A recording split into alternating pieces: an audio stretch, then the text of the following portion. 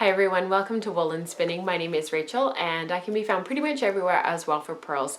This is an intro video post for those who are planning on participating in our 51 Yarns spin along. 51 Yarns is a book. It was written by J.C. Boggs Faulkner of Ply Magazine. She's the editor-in-chief and the creator behind Ply Magazine. I am in no way, shape, or form remunerated or sponsored by Ply Magazine or by 51 Yarns. This was something that our patron community came to me about and wanted to participate in. There's been an ongoing spin along in the Ply Magazine group on Ravelry, and there's been a whole Instagram thing going on about this book. People have been spinning along. The table of contents has 51 different yarns for you to spin in your spinning career at some point. The whole idea is that as you engage in all of the exercises, read through all of the different chapters, and become more and more proficient at all these different yarns, that you yourself will become a better spinner, which is awesome. I think there's a lot of value in engaging in activities and exercises like this one. There are lots of workshops out there, lots of retreats, events that people can attend that can help them to become better spinners. But many of us are at home, we're a little bit more isolated, we're a little bit less able to engage in some of those things for lots and lots of different reasons. A lot of them are geographic. And a book like this really fills a niche in terms of allowing somebody to spin from home and learn some of these techniques from home. So the woolen spinning community really wanted to do a big spin along. I've been approached many times by you guys asking for something like this and for me to facilitate something like this for you guys. It really makes me excited. I really find stuff like this a big project, something that we're engaging in, but has smaller little increments that we're sort of steadily ticking off our list as we work through. Manageable, exciting, it's challenging. All of us are going to learn something along the way. My goal and my plan is that at the end of the book, by the time we finish all of the yarns, that I'll actually have a binder full of all of the yarns, all of the swatches and samples, and all of the things that I generate from doing this study. So you're probably wondering how we're going to facilitate this and how we're going to do this. This is going to be open to all of our patrons in our Patreon community. If you're watching this, it's probably because you're a patron of Woolen Spinning, so thank you so much for continuing to support the show. Every month for the next 2 years, 24 months, there will be a focus in the teaching content on the yarns in this book. I have gone through and I have divided it all up in a doable way for both the community and for myself. And each month there will be sort of a vlog type video that will act as the teaching content. So month after month there will be one that will be about the yarns that I've explored that month for the 51 Yarns spin along in the group. So it might be 2 different yarns, it might be 1 yarn, it might be 3 yarns. It just depends on the month and how we're doing and where we are in the study and where we are along the way. The vlogs will eventually be released publicly about 6 months later, but the teaching content initially will only be available for patrons. And if you're keeping up with the spin along and if you want to go with us month to month, the patrons will have access to that content first, and will have access to it for a prolonged period of time. And we'll be working through this on our own, sort of in our community. The other content that will be devoted to this is the Thoughtful Spinner. So if you don't subscribe to the Thoughtful Spinner tier on Patreon, I'll just fill you in a little bit on what that tier is. It's a downloadable PDF. Every month I write it myself. It has some photography in it as well, and it basically is going into more depth about our spinning.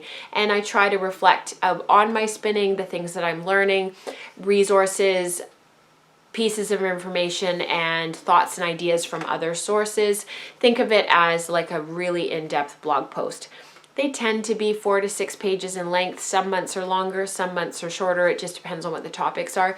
But for the next 2 years, the Thoughtful Spinner will be completely devoted to this spin along. and to 51 yarns. I'll be showing photos of the techniques that I use.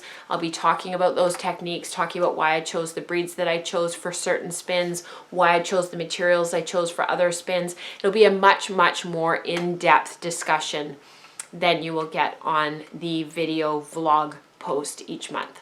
The vlog post each month will be more about the spin itself and some initial reflections that I have about it to help you guys to initiate your spins and get on your way as you choose the fibers and choose what you want to spin for that month. Think of it like a Kickstarter. The Thoughtful Spinner will be the actual exercise and what I actually did and my thoughts and reflections on it. Much more detailed and written, lots of photos. So I hope that that helps to distinguish those two tiers on the Patreon page. You can look at those. I will link them below in this post on Patreon. This will also be cross-posted to the blog, wellforpearls.com, and I will link to everything there. So if you're interested in just having access to the teaching content, you can pledge at any tier. You can pledge $1 a month, $3 a month, $5 gets you access to the Slack channel. And then, of course, for the Thoughtful Spinner content, that's another pledge tier, and I will link to that as well. So if you're interested, you can hop in there and have more of a look. If you have any questions, please don't hesitate to comment below or to message me directly. So some of the things that the 51 Yarns Spin Along and book has you work through in the table of contents, just to give you an idea of what we'll be working on for the next 2 years, it's things like spinning the fine wools, spinning the down wools, energized singles, low twist singles. For those of you who've been following some of this along on Ravelry, or maybe you've been following somebody else's podcast, or maybe you've been following on the Ply Magazine group or on Instagram, you'll be aware of some of these topics. Core spun, boucle, cables, 2-ply, 3-ply, 5-ply, which is really cool. Fractals, gradients, opposing plies, spinning with silk, bast fibers, domestic pets, that one makes me want to vomit. An emotional yarn, spinning while at a retreat or a fiber event, teaching someone else to spin. Your speediest yarn, your finest yarn, there's just tons. It's 51 yarns, it's a ton of yarns. So I thought I would share with you some of the things that I have planned to give you an idea of what you might want to start putting in your fiber basket as you're preparing for the next 2 years. So the first thing that I thought I would share with you is one of the yarns is a bast fiber. So I have set aside my tow roving. This is 100% short line linen roving. This is from Nova Scotia, from Taproot Fiber Labs. They are in the Annapolis Valley, and this is just tow. It is really nicely prepared tow, but it is tow, and which is sort of the waste fibers of linen. I've already spun some in my spinning career, and I really enjoyed spinning it. I'm planning on spinning a sort of tow yarn, something a little bit rougher, something a little bit less manicured is what you would expect from really nicely prepped linen. Or flax, which becomes linen, which is a bast fiber. So that is one of my things that I'm planning on spinning. Something else that I'm planning on spinning is this cotton top. It's from Chaotic Fibers, based in Victoria, British Columbia. This little sample will be the cotton spin when we get there. This one makes me want to puke, but I love my friend Candy, and so I have to spin it up. This Samoyed fiber. My friend Candy, who is Candace Hiles on Instagram and the Slack channel, if you know, through the Patreon community. She sent me some Samoyed. I have been saving it for this spin. I don't know why, but spinning dog fiber and like cat fiber, it just gives me the heebie-jeebies, and I don't want to do it, but I will do it for 51 yarns. And then I can say that I've done it, and I can move on. This fiber here is a whole bunch of unlabeled fiber that I've had in my stash forever. I have no idea what it is. I think it might be Falkland, but I'm not totally sure. I'm going to use all of this for the 5-ply yarns, the 2-ply yarns, the 3-ply yarns, the opposing ply, all of those yarns that are not really needing a specific type of fiber, that I would also really like to see across the spectrum how all of those yarns spin up, but compare them to a control fiber so that they're all spun out of the same thing. So that is going to be used for that, and it's just stuff I have in my stash. One of the yarns that we're supposed to spin is a gradient. So this is a gradient set that I haven't spun yet. I've been dying to spin it and I haven't gotten to it. It's blacks and grays. This is from my friend Katrina of Crafty Jacks. And this is it's just merino. But it's been in my stash and I really want to get it done. So that will be for the gradient yarn. This here is Polworth Silk. It's been in my stash for a very long time.